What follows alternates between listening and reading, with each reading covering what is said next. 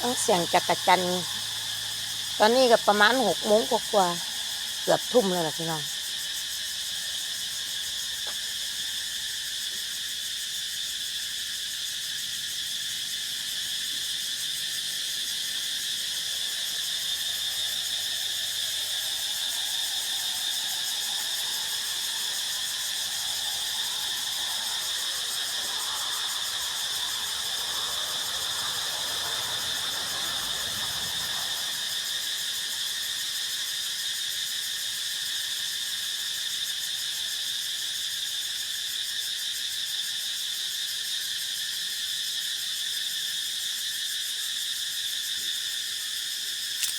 นี่นี่เริ่มจะเข้าแรงเนาะ